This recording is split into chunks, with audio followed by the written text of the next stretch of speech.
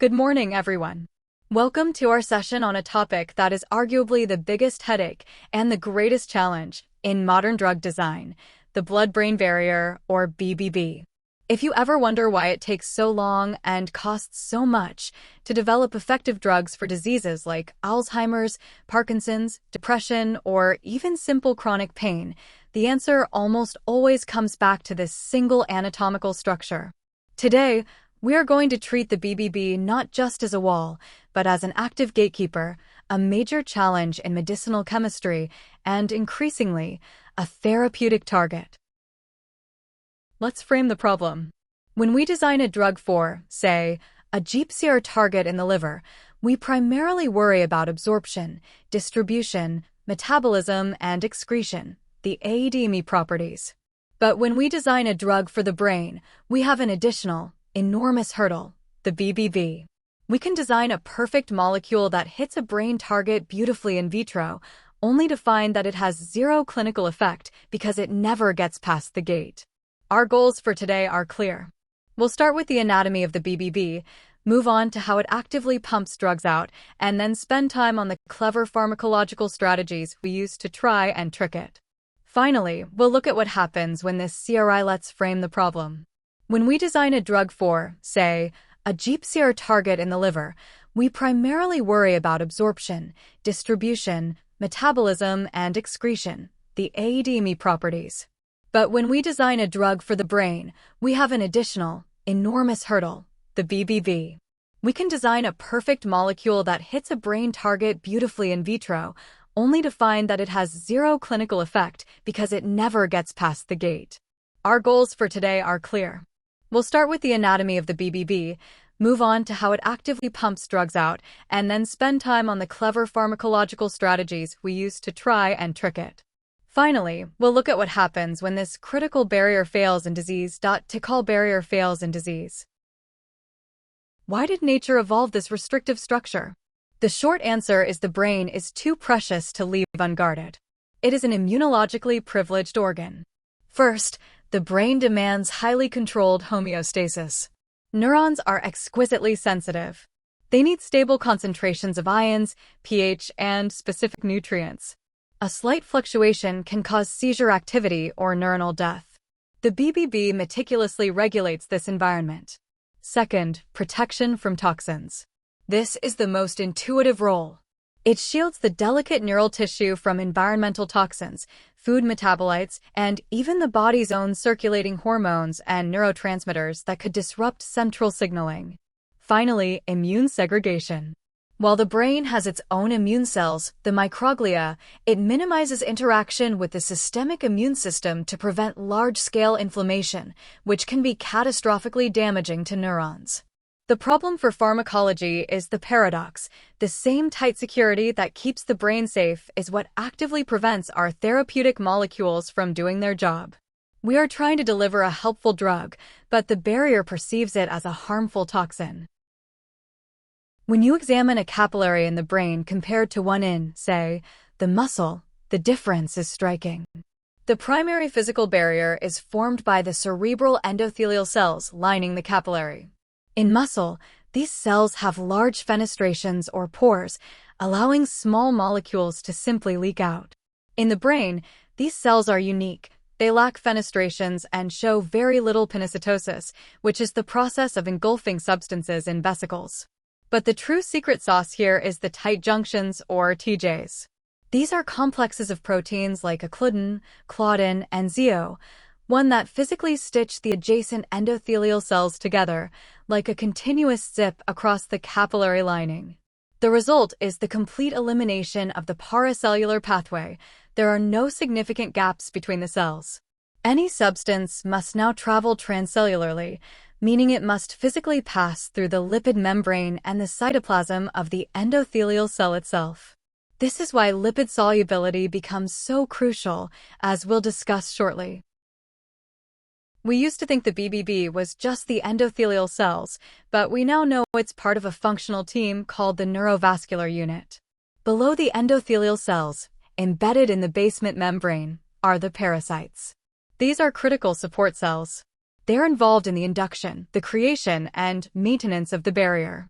They send signals that tell the endothelial cells to keep those TJs tightly sealed. Their loss is strongly implicated in diseases like stroke and chronic neurodegeneration because when they fail, the barrier leaks. Wrapping around the entire capillary are the astrocytes, specifically their astrocyte end feet. These feet surround 99% of the capillary surface. They don't form the tight seal themselves, but they are crucial for signaling and homeostasis. They communicate with the endothelial cells and surrounding neurons, regulating local blood flow to meet metabolic demands, ensuring the environment remains stable. So, if a drug can't just leak between the cells, how does it get across? There are 4 main ways. The paracellular route is blocked by TJs, that's the wall. The transcellular route is key for our small, lipid-soluble drugs, that's passive diffusion through the cell membrane. The other 2, carrier-mediated and receptor-mediated transport, are for the brain's essential supplies. GLUT1 brings in glucose, LAT1 brings in amino acids. These are specific transport proteins. RMT uses receptors to internalize larger molecules like insulin or transferrin. However, even if a drug gets through the membrane, it faces the anti-entry guard, efflux transporters. The BBB is not just a passive wall, it is an active system that pumps out unwanted guests. This is arguably the biggest biochemical hurdle. I want you to think of efflux transporters as bilge pumps on a leaky ship. They recognize something that doesn't belong and pump it right back out into the blood. The most famous of these is P-glycoprotein, or PGP, also known as ABCB1 or MDR1 for its role in multi-drug resistance in cancer. PGP is abundantly expressed on the luminal membrane, the side facing the blood of the endothelial cells. It's an ADP-binding cassette transporter, meaning it is powered by ADP hydrolysis. It binds to a wide variety of structurally diverse, often lipophilic molecules and actively pumps them out.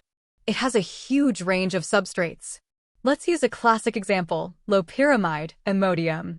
Loperamide is chemically an opioid and a potent agonist at the mu-opioid receptor. If this drug could freely enter the brain, it would cause significant CNS depression and have a high abuse potential. However, it is an excellent PGP substrate. As soon as loperamide enters the endothelial cell to begin its journey into the brain, PGP grabs it and immediately pumps it back into the bloodstream. This means loperamide effectively treats diarrhea, its peripheral target, without causing significant CNS effects at therapeutic doses. But, and this is the fun fact, if you co-administer it with a potent PGP inhibitor, you can overwhelm the pump and force loperamide into the CNS. Given all this, how do we even start to design a drug that reaches a CNS target? We rely on a set of unofficial rules for passive diffusion, often called the Rule of 5 for the brain. These are empirical guidelines. 1. Molecular weight must be small, generally 400 to 500 Dalton. The lower, the better. 2. Lipophilicity, log P. This is tricky. We need the drug to be lipophilic enough to dissolve in the lipid membrane, but not so lipophilic that it gets trapped or becomes a great substrate for PGP. The sweet spot is typically between 1.5 and 3.0. 3. Hydrogen bond donors, HBD. You need to minimize these. Fewer HBDs means less interaction with water, making the molecule more lipophilic and easier to pass the membrane. Aim for less than 3. 4. Polar surface area, PSA. This is a measurement of the surface area comprised of polar atoms, nitrogen and oxygen. Low PSA means fewer points for hydrogen bonding and better passive diffusion. We typically aim for less than 90 square angstroms, with some successful CNS drugs being even lower, around 60 square angstroms. The critical challenge arises with biologics, which are large molecules like antibodies, proteins, or gene therapies. Their molecular weight is thousands of Daltons, and their PSA is enormous. They are essentially 0% bioavailable in the CNS via passive means. This necessitates our advanced strategies. We maximize lipophilicity, log P. Consider the difference between morphine and heroin, diacetylmorphine. Morphine has 2 hydroxyl groups, making it relatively polar and crosses the BBB slowly. In heroin, These two hydroxyl groups are replaced with acetyl groups. This makes the molecule significantly more lipophilic. This small chemical change allows heroin to cross the BBB much faster via passive diffusion. Once it's in the brain, enzymes quickly cleave those acetyl groups, converting it back into the active morphine, but the rapid entry is what causes the intense, immediate effect. This brings us to the prodrug concept. If your active drug is too polar, too high PSA, to cross, you temporarily mask those polar groups with a lipophilic chemical moiety, often an ester. The prodrug crosses the BBB easily, and then enzymes inside the brain, or the endothelial cells, cleave the mask, regenerating the active parent drug at the target site. This is a brilliant chemical workaround. For large molecules, our biologics, passive diffusion is simply not an option. We have to smuggle them in by tricking the brain's natural import systems. We call this the molecular Trojan horse strategy. The principle is receptor-mediated transcytosis, RMT. The brain needs things like iron and essential growth factors. It puts specific receptors on the BBB surface to actively pull these things in. We target these key RMT targets, primarily the transferrin receptor, TFR, which imports iron, and the insulin receptor, IR. Our method is simple in concept, difficult in execution. We chemically conjugate our therapeutic agent, say, an antibody, to a molecule that is a natural ligand for TFR, or to an antibody fragment that specifically binds TFR. The RMT conjugate flow is elegant. 1. The conjugate binds to the receptor, e.g. TFR. 2. The entire complex is internalized, endocytosis. 3. It is shuttled across the cell, transcytosis. 4. It is released into the brain interstitial fluid. We are using the brain's own delivery system against it. Our final strategy moves beyond molecular modification to physical delivery systems. This is nanoparticle delivery, encapsulating the drug within a tiny sphere, often a lipid vesicle called a liposome. This offers several advantages. 1. The shell protects the drug from systemic metabolism. 2. The surface of the particle can be modified, for example, by adding TFR targeting ligands. 3. Crucially, the process of cellular uptake of the nanoparticle can sometimes bypass the P-glycoprotein efflux pump altogether, giving us a clean entry route. A famous example involves coating liposomes with a surfactant called polysorbate 80 or tween 80. This coating allows the particle to adsorb apolipoproteins from the blood, essentially dressing up the particle as an LDL cholesterol particle, which the brain imports via its own receptor pathway. We've spent all this time talking about how to get a drug in, but it's important to understand the double-edged sword of the BBB in disease. Sometimes the barrier is leaky. While a compromised BBB might sound good for drug delivery, it simultaneously exposes the brain to circulating toxins, pathogens, and aggressive systemic immune cells, causing devastating inflammation and swelling or cerebral edema. Let's look at 3 examples. Meningitis. A bacterial or viral infection causes intense inflammation that physically disrupts the tight junctions. This is actually helpful, as it allows life-saving antibiotics to reach concentrations in the CSF that they couldn't normally achieve. Stroke. Ischemic lack of oxygen, hypoxia, causes massive energy failure, damaging endothelial cells and breaking down TJs. This allows therapeutic agents, like clot busters, to enter, but the resulting leakiness is a primary cause of dangerous brain swelling. Alzheimer's disease. This is a chronic, low-level dysfunction. Studies suggest that the clearance mechanisms, particularly the P-gp pump, may fail early. Since P-gp is thought to help pump amyloid beta peptides out of the brain, its dysfunction may contribute to the accumulation of these plaques, making the BBB a crucial target for early intervention in this disease.